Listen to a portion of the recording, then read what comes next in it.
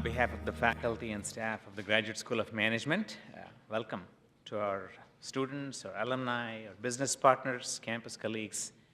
Thank you all for joining us tonight for the first UC Davis Graduate School of Management's Dean's Distinguished Speaker Series event for this 2017-18 academic year.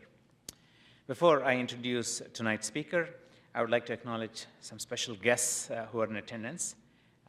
Dean Helene Dillard of College of Agriculture and Environmental Sciences. Then Justin Siegel, Assistant Professor and Faculty Director of the Innovation Institute for Food and Health. Justin, you're there. Ned Spang, Assistant Professor, Food Science and Technology and Associate Director of the Energy Efficiency Center.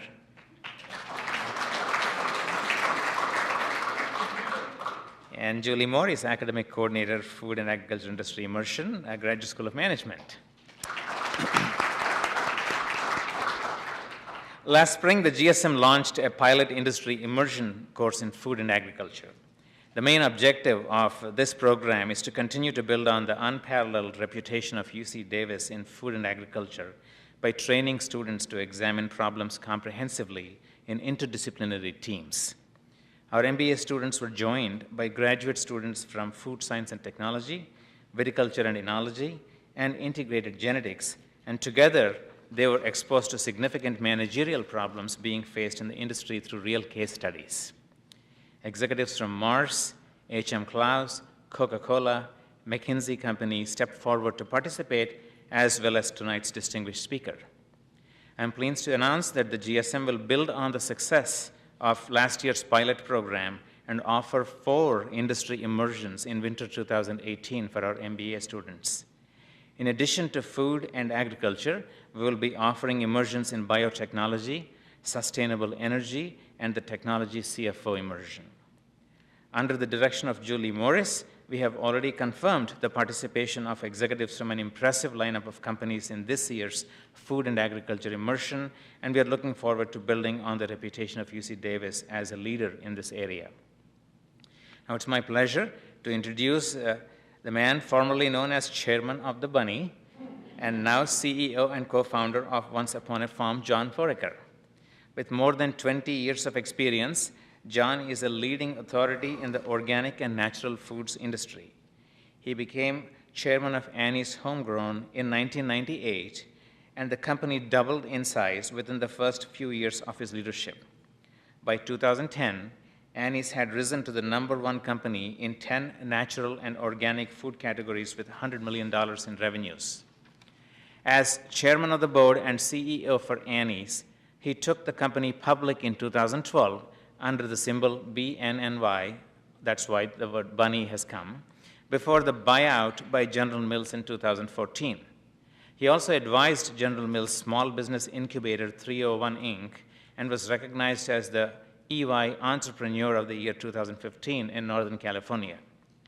Through it all, John has maintained a sharp focus on sustainability and social responsibility, and his most recent endeavor is no different. John joins A-list celebrity Jennifer Garner at organic baby food company Once Upon a Farm, where he is CEO and co-founder. John holds a BS in Agricultural Economics from UC Davis and an MBA from UC Berkeley. Please join me in welcoming John Foraker. Thank you. Thank you. And so the title Chairman of the Bunny was self-appointed, and no one at General Mills had the guts to tell me I couldn't have it, so I just took it. Which is better ask for forgiveness and permission. It's a common theme in my career, I think. I'm gonna, first of all, thank you for having me.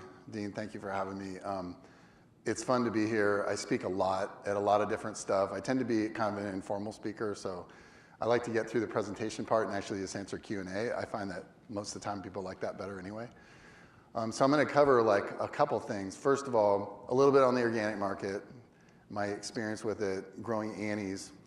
I'll talk about some of the things we did really well, some of the mistakes we made, and then I'll talk about this wild, crazy startup that I'm doing right now with Jen, and all the excitement that's going to come with that, and all the uncertainty that comes with being in a startup again, which I never thought I'd do. But anyway, I'm crazy, I guess.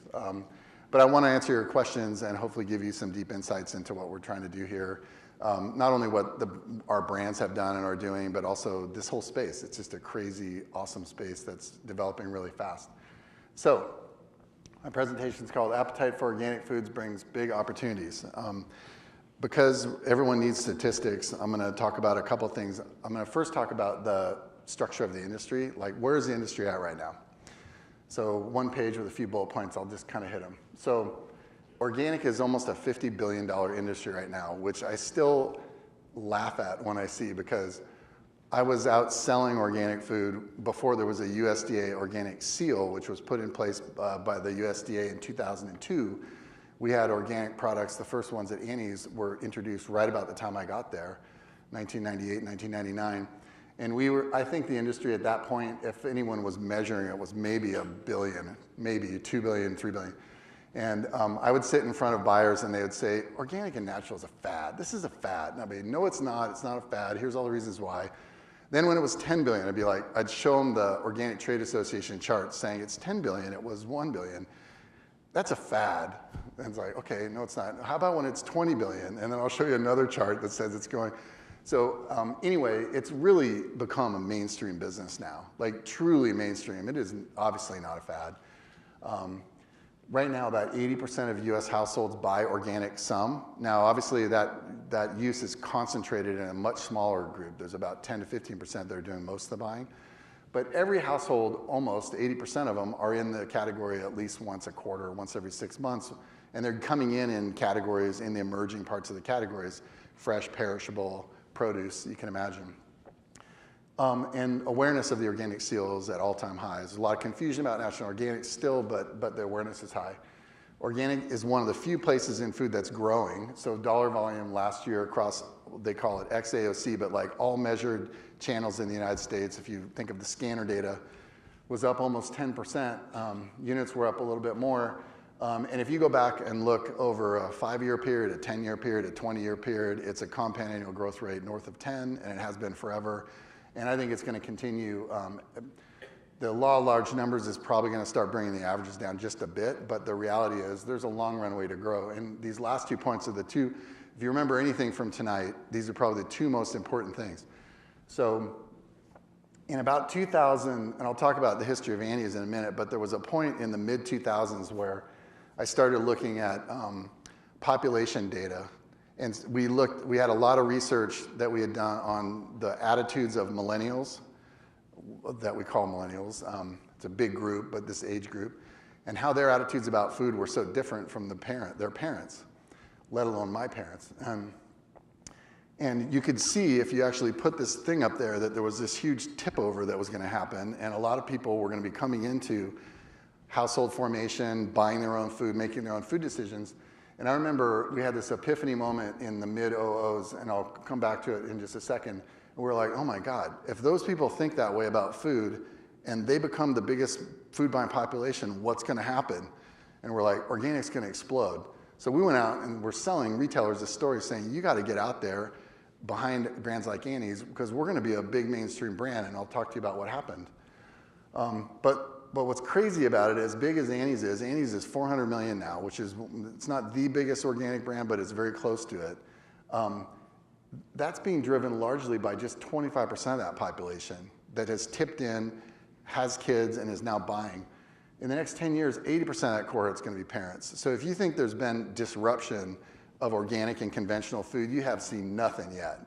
And you combine that with technology and all the stuff that's happening out there, retailer acquisitions and the combination, it's going to be insane the next 10 years. And for small companies and big companies alike, there's going to be tremendous risk and opportunity. So that's the frame up. And now I'm going to talk about the Annie's story, and I'll come back to some of these themes as we go through it.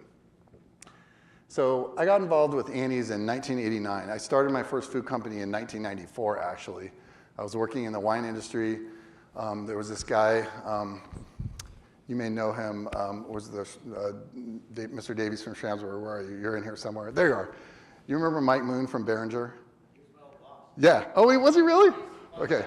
So legendary guy in the wine business. I actually started a food company with him in 1994. I had been a banker. And it was this crazy little company with a chef, Michael Chiarello, up in Napa. And so that was my first food business, and we grew that business up to about $10 or $12 million a year, like very scrappy startup. But then we started flattening out. We were selling into specialty food retailers like Williams-Sonoma, Neiman Marcus, all these fancy retailers that were selling great tasting gourmet food. But then there was this other market that I didn't know a lot about. It was the natural foods market, and it was like bulk granola bins and Birkenstocks and co-ops. And those two things, what was bizarre, again, was like those two things were very separate, but they were starting to crash together. There was about 30 Whole Food stores, and if you went into a Whole Food store, it was the best specialty food store in America. Like, and there were some chains like Fresh Fields up in the Northeast, and it was a convergence of health and great taste and high-end quality was starting to happen. And so our business was starting to flatten out, but I saw this space opening up, and I came back one day. Our oldest, Jack, my wife Beth is right here. Hi, Beth. It's all because of you.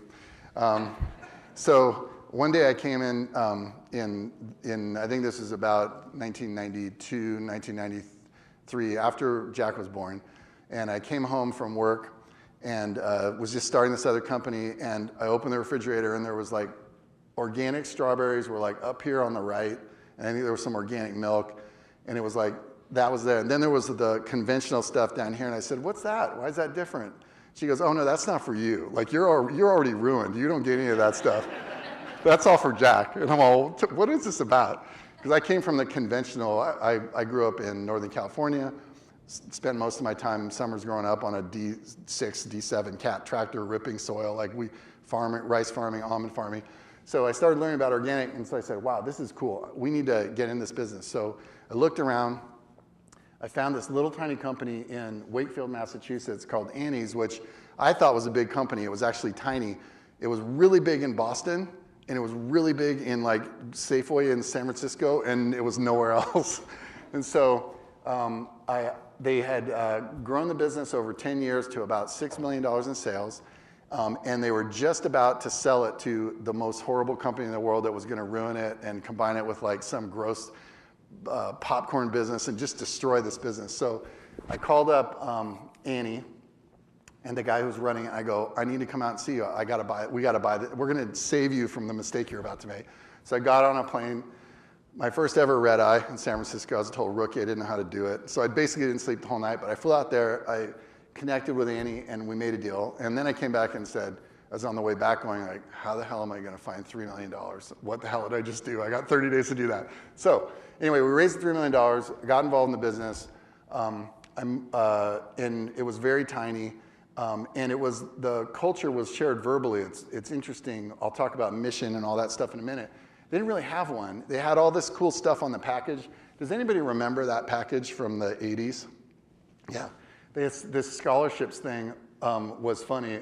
When I first talked to them, I'm all, scholarships, like what is your scholarship program? That's cool. And they're like, oh, we don't have a program. What we do is we have this address, and if you actually write us a letter and send us a self-addressed stamped envelope, we'll send you a brochure on how to get a college scholarship. Remember, this is before the internet, okay? Like we're talking old school. So anyway, I got involved in this company, and I thought it was just this incredible brand, and so I'll tell you about why. So I thought this brand could change the food world in many ways, because it stood for, in its first products, they had a product that was like Free Willy Keiko. Again, total flashback to the 80s, but there was this like effort to save this whale, and they were really focused on positioning the brand around environmental causes. They had a whole line of products that was anti-war. It was political, but it was also very emotional. And I saw people connecting with this brand on an emotional level, which was very different than like, hey, I love that mac and cheese. So to me, I was like, wow, this could be way bigger, because if they're buying because of emotion and values, you could sell a whole bunch of different products. It's not just one category. So in the mid-00s, so the business went 10 years before I got involved, and then another 5 or 6. And my head of marketing was this woman named Sarah Bird. She's the CEO of a company called Bhakti Chai, which is a chai tea company in Boulder now. But for 2 or 3 years, she was like, John, we need a mission. We need a mission. And I'm all, well, we don't freaking need a mission. I go, I worked for Bank of America. We had the most incredible mission in the world. No one cared. No one read it. And they did the exact opposite of it every day. So I was like totally cynical about like mission statements and core values and all that. But she finally convinced me. So we went through this process. We developed this mission statement. And then one night I went home and I wrote our core values. I don't have them up here, but you can see them on the Annie's website. I literally wrote them. They changed a couple of words the next day, and that became our core values and mission. After I did that, after we started talking about that, and it presented the guardrails for the business, our business just took off. So it was a pretty amazing moment. And I'll come back to the new company I'm starting and the lesson I learned there. But we leveraged some basic trends here. Consumers were eating more healthier, and I thought there was going to be a lot more of them. There was a growing market for organic products, pretty good entrepreneurial opportunity. And then we just combined these three things. In our growth strategy, when we were a $10 million company, we were probably, by the time we did the mission and values, we were probably a $30, $40 million company. By 2010, we were $100 million. By 2012, 2013, we were about $200 million. We're now about $400 million. So the business was totally enabled by that, the mission and values, which was a huge lesson for me. But our business strategy was the same the whole time. I would sit down with venture capitalists, or when we went public, we did our roadshow, I'd sit down with institutional investors. And I'd say, they go, what's your strategy? I go, it's boring. It's the same thing we've been doing forever. It's basically take these great products, expand distribution, get them in a better part of the grocery store. When I started selling natural and organic foods, the only place first of all, you couldn't find them in a grocery store. Once you could find them in a grocery store, retailers focused on natural food sections, which were usually the shitty part of the store back by the mop closet. You know, and you wanted to not be on the bottom line there because the bottom of the row, because there was so much dust. It was just a gross part of the store. So we wanted to get the stuff into the main part of the store, the main aisle of the store. So that was our mission for over a decade, and it really started to happen with big retailers in about 2010.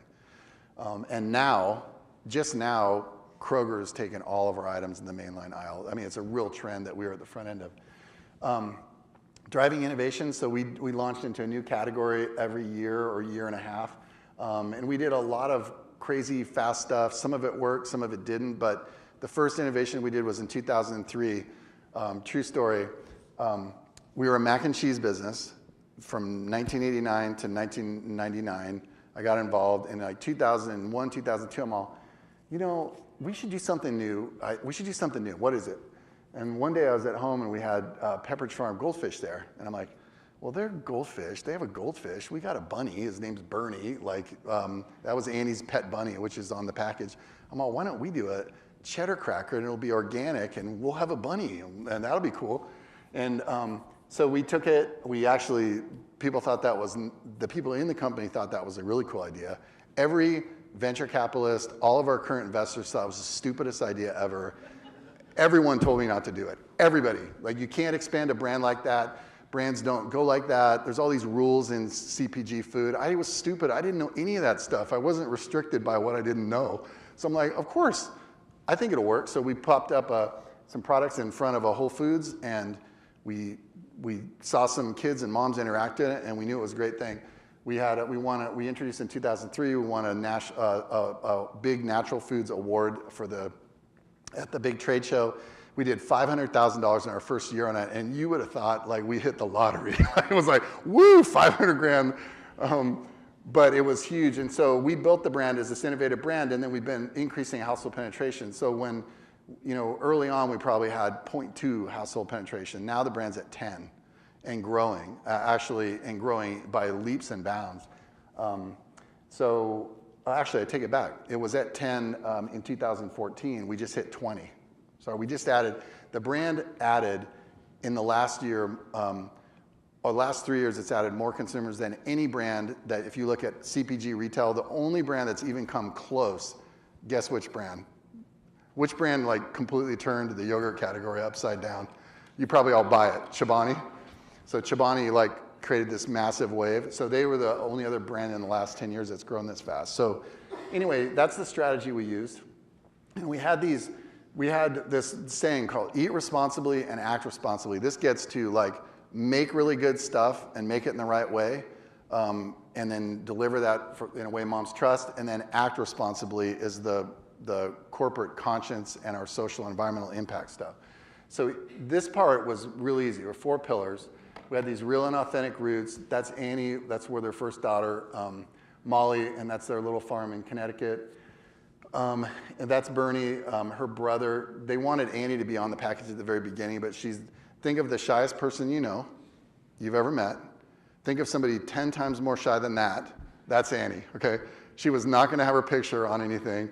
So they said, we want to put your picture on. She said, no, but I have this cute rabbit named Bernie. And so she asked her brother Bruce, and Bruce drew that picture, that exact picture, and we popped him on it. And so he became a real icon for the brand. Kid friendly. We made great tasting products. We were one of the first natural organic brands that actually tasted good. There used to be this thing where it was either taste but not healthy, or healthy, no taste. We basically were the first one that got it right for kids and families. Simple natural organic ingredients. It starts with simple formulations, number 1. So our lead ingredient in mac and cheese is actually block cheddar cheese versus all the other stuff you can make it with. Real Durham wheat grown in the upper Midwest. And we got on the organic bandwagon in 1998. The standards were put in place in 2002. The business now is about 95% made with an organic claim, and it's actually about 70% certified organic, which has doubled in the last 2 years. So we're a huge buyer of organic ingredients. And then socially responsible practices, I talked about the scholarship program, or lack of it. So the first thing I did was I said, we're gonna have a scholarship program, an actual one. So we started a scholarship program for environmental studies students. It was $25,000 in the first year. Now it's about $250,000, maybe $300,000 a year. It gets bigger every year as the business grows. Every year my marketers say like, hey, this is big enough now. Don't you think people don't care about it? No, if the business grows 25%, that pool grows 25%. So we've actually had over a 15-year period now, an enormous number of people who are real leaders in the organic movement got a scholarship from Annie's, which I'm super proud of. But we have like recycling programs, and we've actually, over time, decided 15 years ago, when we really started going at organic, we decided that the biggest social impact we could have would be by driving organic and driving the benefits of organic, and I'll talk about that in Q&A. Sustainable farm economy, like all kinds of positives. So anyway, we had this brand that consumers really trusted, and if you look at consumer research on the Annie's brand, we're one of very few brands that mom doesn't even read the ingredient statement anymore, because she trusts that we'll use good stuff, which is an incredible achievement for a brand. So the other part is this act responsibly part. So we are a company that has a really distinct corporate culture. Like there are some very cool companies I admire a lot, like Patagonia and Cliff and Seventh Gen and all these other brands you may know. We are like right there with them. And our people are drawn to Annie's because they want to make a difference. They want to work for a company that's going to be a solution to big problems we have in the world, not make them worse. So we've been guided by this motivating principle ever since the company started, and it's been really powerful for us. And it really led us to develop a really deep sustainability program. So in about 2003, 2004, I was looking at these things we were doing, and I said, you can have positive intent and all that stuff, but there has to be there. We have to measure it. We have to report on it. We have to be fully transparent about what we're good at, what we're bad at. And in the sustainability world, there's a lot of science and research, and there's a lot of companies doing a great job. So one of the first things I did was I went to Cliff Bar, and I borrowed one of their best employees. I haven't hired a lot of people from Cliff because we have such a nice respect for each other, but I brought in Sean Sadowski from there, and she helped us build from the ground up this incredible sustainability program. So we measure our entire supply chain from farm to fork, our greenhouse gas emissions. We track everything. We report out on it every year. We report especially about the stuff that we suck at, which is a big part of sustainability. Consumers don't demand that you're perfect. They demand that you have positive intent and that you're trying to change the world and you're trying to be better.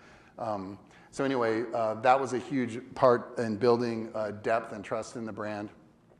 And we got incredible benefits from all these things together. we get, still, Annie's gets hundreds of letters like this a week, and this is typical. It's kid drawing a picture, it's mom taking a picture of this thing that her kid loves. It's a kid in a cancer ward who brings a box of mac and cheese to hold on to during their chemo treatments because that's her love object, which makes me practically cry every time I say that. But we have this incredible love, and that is the benefit you get if you run a purpose-driven company, is relationships with consumers that are that deep and emotional. And you have other benefits too. You have wildly empowered employees. So our business is, the other thing I borrowed from Cliff is their headquarters. So they moved about 8 years ago to a big building in Emeryville, and I know Gary, and I said, Gary, I'm coming over, I want your building. He goes, okay, you can have it. You can't have the climbing wall, but you can have everything else. And so we took that building, it's been in Berkeley, and we just have had incredible employees and very high employee engagement. We were bought by General Mills in 2014, and they saw our employee engagement scores after they did one, and they couldn't believe that you could have scores that high. It was pretty amazing, actually. So anyway, big, huge benefit. And then we took the company public in 2012, and I took this picture walking, this is the night before we started trading, and I like practically broke down, but to me this was the moment that I'm like, organic is truly a mainstream thing. We went out on this roadshow, we were oversubscribed almost 40 to 1. Every single big bluest of the blue chip investment funds that buy IPOs wanted to be in on this deal, and to me that showed that there's real power and a real market here.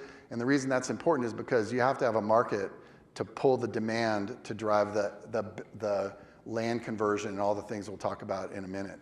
So anyway, super exciting, and we've been owned by General Mills now for 3 years. I ran that business as a division of General Mills. We were very careful about what we brought in from General Mills, and we kept a lot of stupid stuff away. But it's been a real success story. The business doubled. We've more than doubled the amount of the business that's certified organic. We've increased our household penetration to 20%. Our brand love is higher than it's ever been, despite the fact that the day the deal got announced, there was about 25,000 discrete individual Facebook comments on our Facebook page, and 99% of them were really nasty. But the cool thing was, I read almost every single one of them, and I responded to thousands of them.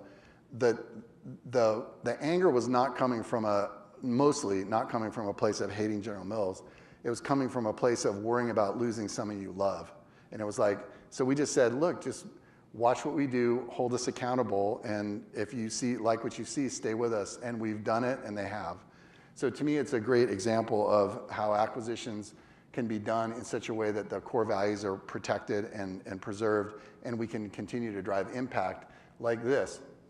So right before this, I was talking to some students about regenerative agriculture. How many of you have heard of the two words together? Obviously, the sustainability guys have. So this is something you're going to hear 100 times more about. It's actually a really common sense thing, but it's the basic idea that by farming better, you can drive better soil health.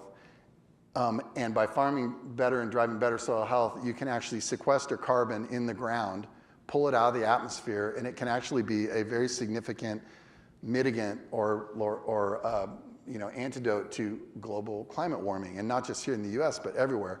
And the other thing that's really interesting about it is it's the fundamentals of organic farming, crop rotations, soil management, low-till, all those things, but you can apply them to conventional farming systems in ways that give you the ability to impact not 1 million acres, but hundreds of millions of acres.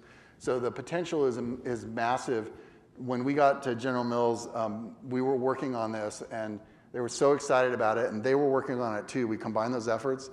Right away, they said, we're going to convert 250,000 acres to organic in the next 3 years, and we've done that almost already. Another thing we're going to do is we're bringing these big pools of capital together that want to invest in farmland with capabilities to farm it, with a big economic engine, a brand like Annie's and other brands owned by General Mills to pull the demand, make long-term contracts. They're going to announce, I'll break news here, hopefully it won't get published, but they're going to announce the formation of the largest contiguous organic farm in the United States because of what Annie's has been doing and what General Mills has been doing. And it's going to be a full conversion. It's like the world's most just destroyed ground from years of conventional farming, monocropping, all the bad practices, and it's going to be farmed, and we're going to measure the soil, we're going to measure carbon, we're going to do all kinds of research there that's going to show that this is a big deal, and we're going to leverage it. And there's a lot more behind that, and I'm happy to say also that it's not just General Mills doing this. Kellogg's working on it. Campbell's is working on it. All these big companies. That's how you drive real change, is you get the big food companies to drive the scale behind it. So no, I'm very excited about that and the impact that Annie's has had. So anyway, I decided Annie's was in such a good place that I needed to do something crazy.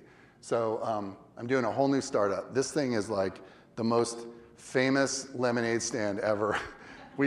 The week that we announced it, about 3 weeks ago, we tried not to get media other than the Wall Street Journal wrote on it, but we got 400 million unique impressions in like 3 days.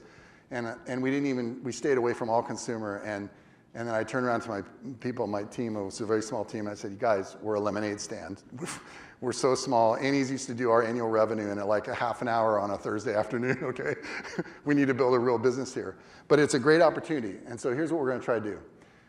Obviously, I learned from my first time, having a great mission and strong set of core values day one is really important. So I did that, we did that together, and I'm really excited about it. Here's what it is. It's gonna be about children. It's gonna be about reinventing kid food to health. Leveraging technology and fresh and capabilities and knowledge we have about food that we didn't have 30 years ago when Annie's was started. So a really exciting opportunity. Where we're starting is in baby food. What we're doing is how many of you are familiar with Suja, fresh pressed juices, HPP technology? HPP is high pressure pascalization, but most people think it's pasteurization. It's basically like taking food, making it just like you'd make it at home, and then treating it with pressure, basically 5 times the pressure per square inch that you find at the deepest part of the ocean. And that kills the pathogens and gives you shelf life, but it doesn't alter the food, so there's no heat, et cetera. So we have this line of baby food, and we're gonna go try to completely disrupt the baby food business. We also are aging the brand up with cold pressed applesauce. So pouched applesauce has turned into a really big thing. We're doing a version of it that tastes 100 times better and is much better for you. We're using the real peel, real Fuji apples. It's incredible stuff. So that's the product line today, but we're going to take the brand and introduce it, just like we did with Annie's, into a number of categories all the way up to kids age 12. So we have a big challenge ahead of us, though, because disrupting a category is really hard. And I'll talk about the numbers on the category in a minute, but the sell is really easy. All you need to do is like look at the ingredient statement on the left, and if you're a mom wanting to buy a mango baby food for your kid, which one are you gonna want? One that says 100% organic mango, and then you actually look at it on a spoon and it looks like a fresh mango, or do you want to buy the one on the right, which is processed? You know, it's a good product, but it's been processed conventionally. It's double cooked, meaning the purees have been processed, cooked, and packed, and then reprocessed and cooked and packed. And it's got a shelf life up to 2 years. When you think of baby food, this is an interesting thing. I remember when we had baby food, and with Jack, I'd eat it, and I'd go, that stuff's gross. Like, why would an adult want to eat baby food? You wouldn't. Most of it tastes like crap. And the reality is, why should baby food be inferior to the food that we make for ourselves? Why wouldn't you want your kids to be developing a palate for real food at a young age and not a bunch of added sugar and all that stuff? So anyway, it's an incredible sell opportunity and story. When you present it that way, people really get it. But it's really hard to change the way retailers operate, and I'll talk about that in a second. So what's our brand position here? Unique, great tasting products. We won't always do HPP, but we're gonna leverage technology, and wherever we can, we're gonna use the best technology. We won't do anything that doesn't significantly elevate the nutrition in the category we're going at. Someday, if we could do that in shelf-stable foods, we might do it, but right now, we don't have the technology to do that. We're looking at some things. But so it's gonna be mostly refrigerated. All the products are optimized for each stage for the kid. We use healthy fats, we're putting chia in product, we're doing all kinds of cool things that moms appreciate to get them healthy fats. We've got really great technology and food safety capabilities behind us. We're gonna obviously double and triple down on those. We have to lead the industry in safety, and I think we're at the lead in the industry, but we need to actually push the industry forward, and we'll be doing that. And then our purpose focus is really threefold. One is, so this gets to what is our social impact going to be and what are the programs going to look like. And I can't tell you exactly what they are right now because we're developing them and we'll be announcing them in a few months. But I can tell you generally where they'll be. They'll obviously be in organic and elevating organic, and the idea of regenerative agriculture and direct farmer sourcing and transparency to source and all these things will be a big part of it. We're going to be focused on educating kids about healthy eating, which is a great thing, but we're going to also really focus that on the most needy populations, and then driving better access to food for all kids. And this gets to how do we play a role in tackling food deserts? How do we play a role in creating an economic engine that can drive impact, urban gardens, self-empowerment, education, doing all these things that Annie's did, but even taking them further and into a more aggressive posture. So anyway, when I first sat down with Jen, I call her Jen, but it's Jennifer, I was a half hour late for an hour meeting because she was in LA, and it ended up going about 3 hours, and I came back and I talked to Beth about it, and I was like, this was a mind-blowing meeting because I didn't go into this meeting thinking I was going to start a business with this person. I mean, she was in 13 going on 30, which my kids loved, and who didn't like Alias, right? So I was like, I was interested in saying hello to her, right? But she's an incredibly deep person. She spent the last decade being basically the primary workhorse for Save the Children in the US, it's largely an international organization, but they have a big business in the US. She grew up in West Virginia and really authentically cares about these things. So we decided, high-fived at the end of that meeting and said, like, I'm in if you're in, okay, let's do this, but we're only gonna do it if we can drive really big impact. And so she's the real deal. So she's also, if you watch the movies and you hear her interviewed, you're like, wow, she seems like a nice person. She is. She's exactly like she seems, super sincere, very humble. And because of that, because of these attributes, she has, there's different measures that marketers look at for trustworthiness and like different scores. Her scores are just off the charts. She's the perfect partner, co-founder for this business. So she also has, her parents grew up on this, or her mom and dad grew up on this farm in Oklahoma. It's a 70-acre farm now. There's a lot of land available around it. We're going to convert that to an organic farm, and we're going to be farming it in April, May. And we're going to be doing some really cool stuff there, experimenting. It'll be small at the beginning, but we're going to try to really incorporate some really cool farming practices there that we can talk about and that she can also feel really good about. And hopefully we can drive some impact in that community too and really become a big farmer in that area. But we need Jennifer and that power because it's really hard to break through. So let me talk about the size of the market for 1 second. Let me make sure I'm not too late. Okay, I'm doing okay. I'll be almost done. So on the left-hand side of that there's two bar charts. One is the percentage of baby food that's organic. It's about 24% now. Places like Target, it's over 60%. And it's growing a compound rate of 10+% a year. The pouch part of the baby food market was introduced in the mid-00s, and that's now about 25%. In fact, the leading organic brands launched in a pouch. That's how the whole market really got started. The market right now is about 1.7 billion. We think that a fresh part of that market can be almost 500 billion, or a little over 500 billion, and we think it's going to come from three places. One is we'll gain some share, but the biggest thing we're going to do is we're going to drive a higher average price AUP. So we're going to bring some dollars into the category, and then the other biggest thing we're going to do, just like Annie's and just like any good organic brand, because we're in the category, consumers will shop the category when they otherwise wouldn't. So we think we're going to bring in a lot of people who are actually right now wanting to make their own food or are, and we'll bring them back in. But the hardest thing is getting retailers to change their behavior. If you go into a grocery store, there's a big baby food aisle, and it's not refrigerated, and there's no refrigerators in it. So when this little company started, and I was one of its first big investors, they would go in and they'd talk to the baby food buyer, and the baby food buyer would go, oh my God, I want this. Okay, wait, I have 1,000 stores. I don't have any refrigerators. Okay, I'll do a 2-store test with 2 refrigerators, right? Really hard to scale. So our approach is very different than that. And I needed like the howitzer, like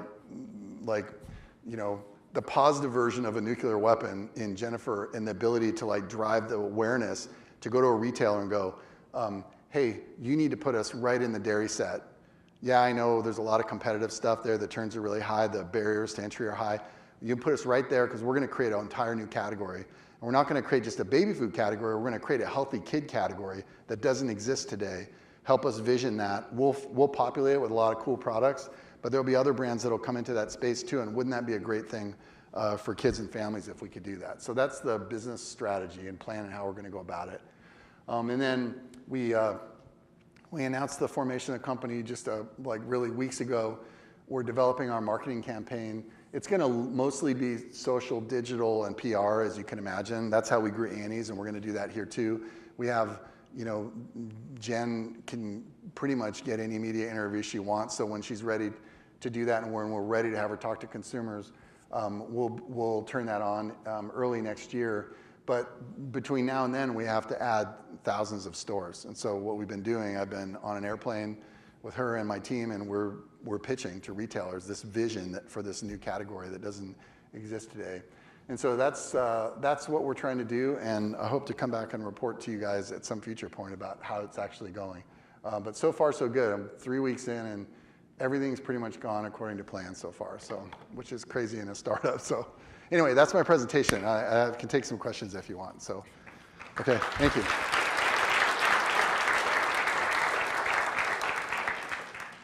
Does anybody have a question? Yes, sir. John, how did you select Jennifer?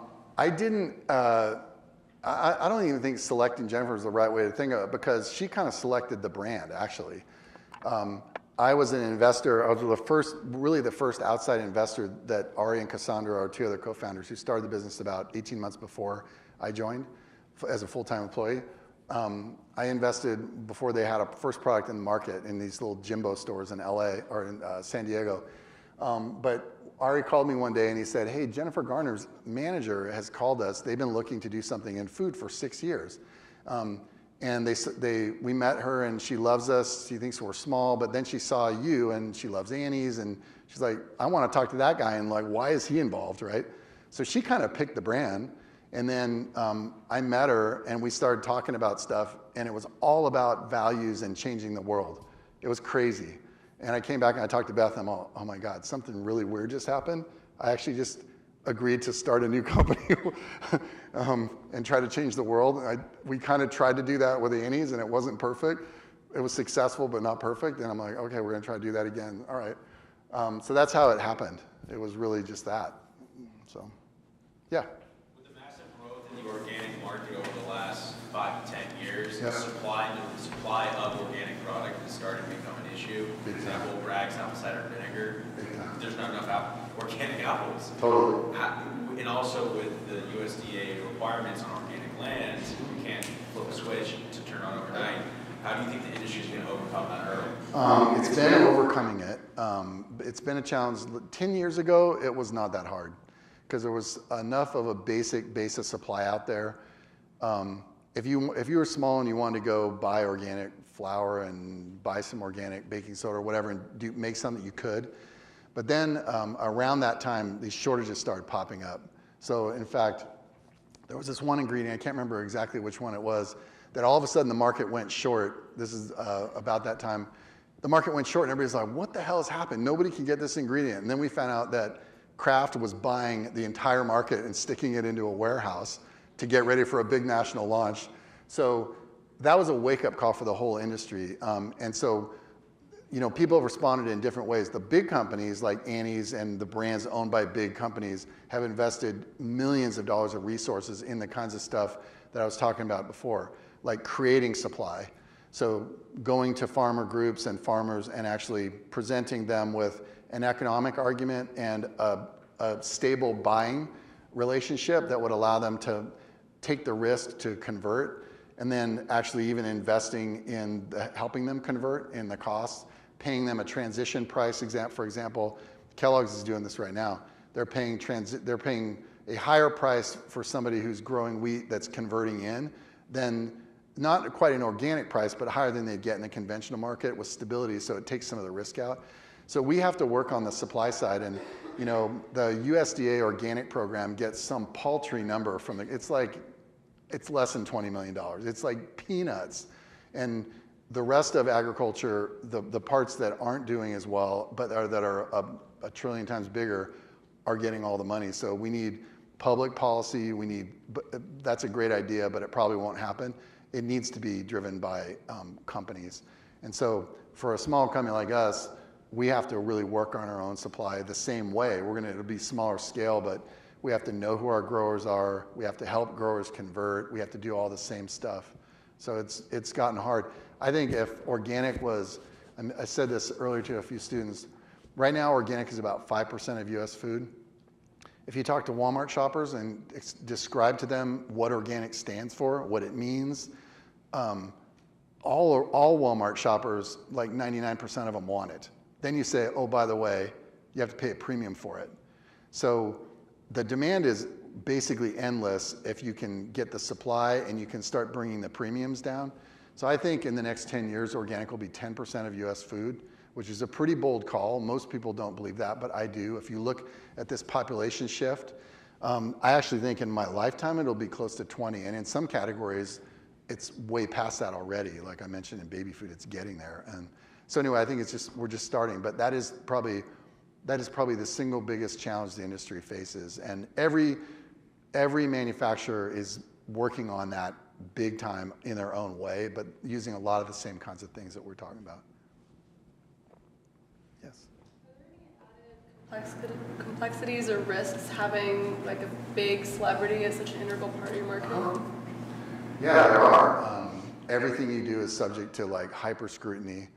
You know, when I've done a bunch of planning with her, and we got to go do it behind a closed gate because there's an army of people outside wanting to take pictures, and so you have to do everything with an absolute eye to like perfect authenticity, and you have to know that you're going to be criticized for something maybe that you shouldn't be criticized for just because you're in the spotlight. But the flip side, so that's the negative issues or risks around it, but the positive side of it is if we really believe in what we're doing and we want to get 10 billion earned media impressions, we can do it, and we're going to do it. And so it's going to be fun to see, but I've never had this kind of a relationship on a brand before, so I'm learning from people who have done a great job of it, and Jessica Alba at Honest Company, and others have grown big businesses. Not perfectly, they and we will make mistakes, but it's pretty incredible the size of the business and the quality of the brand that they've created there in about a 5-year period. We're hoping we could be even remotely as successful as that. Yes?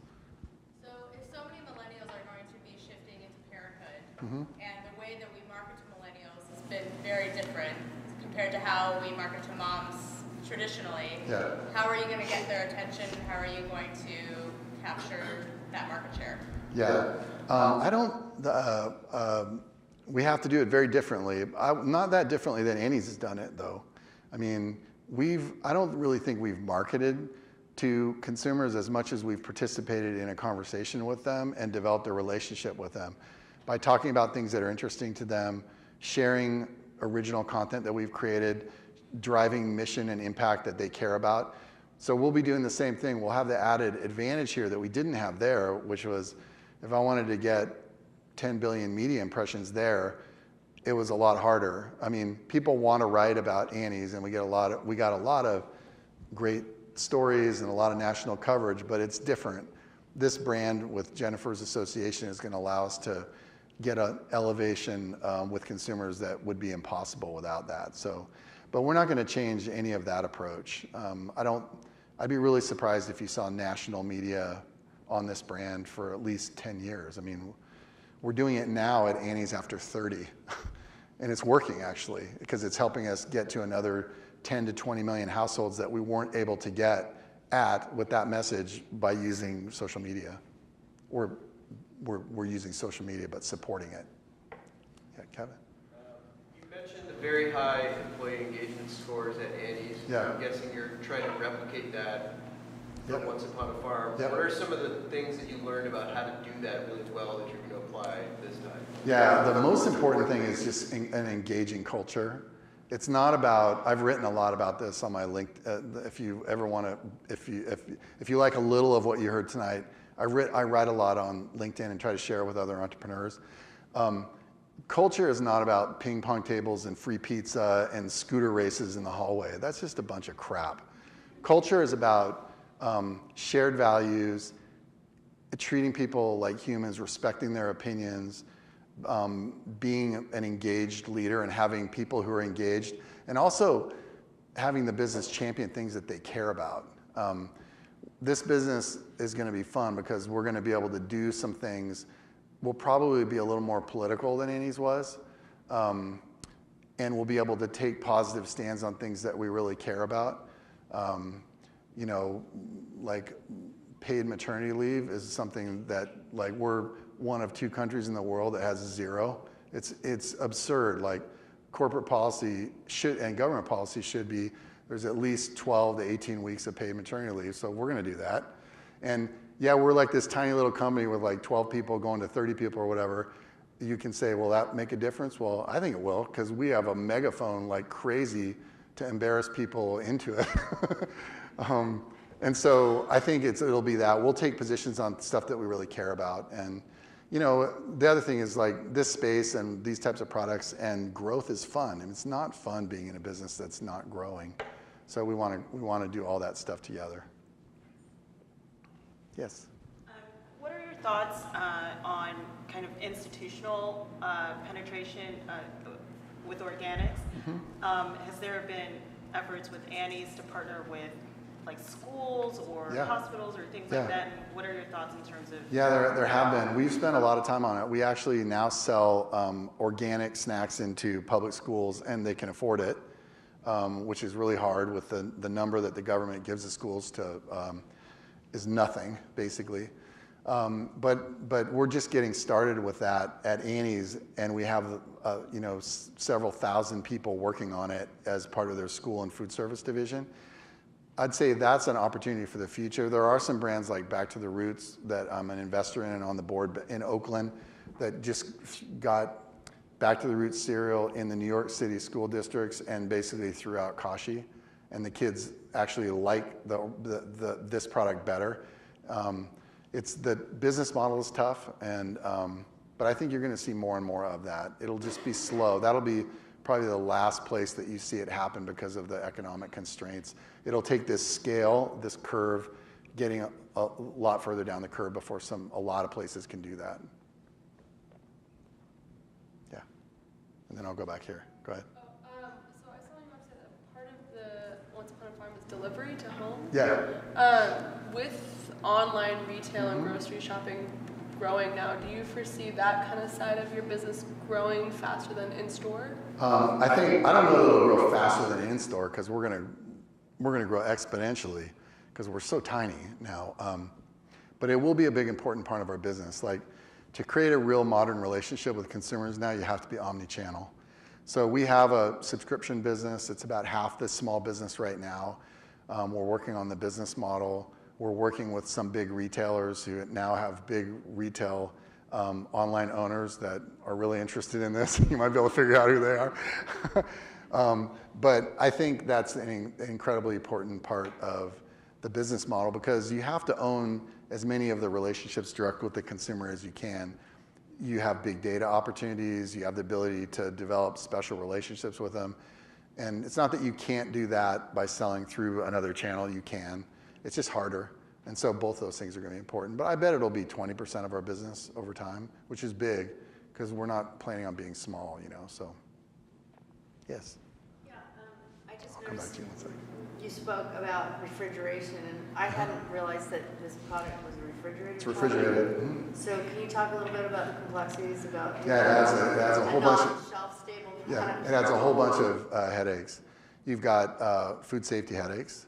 You have to formulate, you have to process, you have to be very careful. You have distribution headaches, it's more expensive. You have a 120-day shelf life, best case. So you have to be able to deal with a supply chain that looks more like a yogurt supply chain versus bomb shelter food that you can put in a, you know, I mean, most shelf-stable food you can stick in a warehouse for 6 months and forget about it, and then you can turn around and sell it again, no issues. But when you're in the perishable area, it's just a lot harder. So it's not like that's a new thing. I mean, there's a big perishable business out there, and there's a lot of best practices, but we have to apply them in this category, which has never been done before, which is one of the challenges. Let's go ahead. So I noticed for a lot of your anecdotes and for the visuals that all says that moms are choosing this and this is how moms are doing. As a dad of a 1-year-old, I'll say first, I totally get it. I know. We always risk offending dads when we say that, but when I go to the store, like normally I'm discovering like a brand for baby stuff for the very first time as I'm staring at it. So if there's marketing out there, clearly it's not reaching me. And I'm curious, you know, as you're betting on this millennial tipping point, who have different attitudes about, you know, food and job roles and whatnot. Have you seen any data that says you might need to shift the way that who is making those decisions? Dads are a really important big target, and we do talk to them, and we did at Annie's too. But even at Annie's, I always did the same thing. I'd say moms, mainly because when you look at, dads are buying a lot, but at Annie's they were buying about 20%. I mean, moms were the square target, and we wanted to make sure the messaging that we were delivering was getting to dads too. So yeah, I'm a dad too, so I'm not trying to like deface dads, but it is, they're both important. But they get their information the same way. You know, I think, I haven't seen recent stats on Jen, but she's probably tilts more female in terms of people who follow her. And I mean, obviously, so we'll probably follow that. Yeah.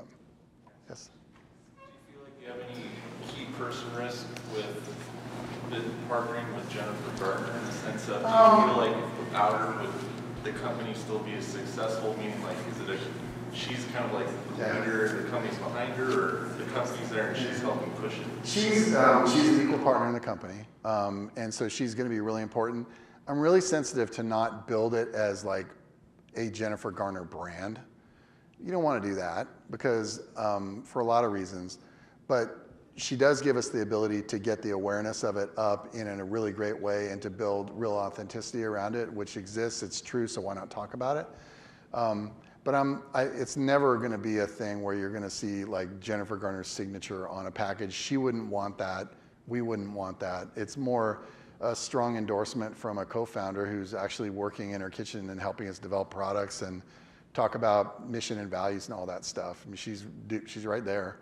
I mean, in our office in Berkeley, she'll have an office there. She won't be there obviously as much as the three of us who will be there every day, but she'll be there. And we've met with her a lot and spent a lot of time with her over the last 60 days already.